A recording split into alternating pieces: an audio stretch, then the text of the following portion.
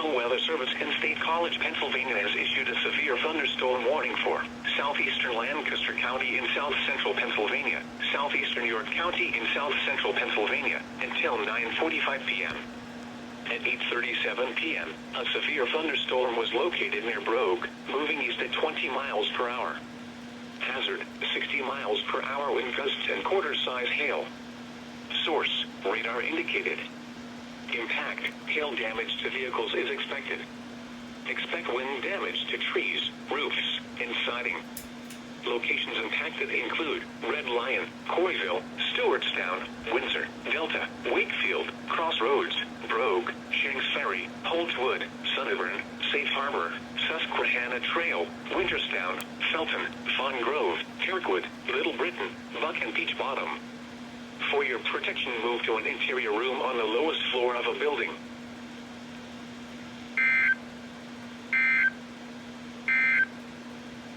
This is a state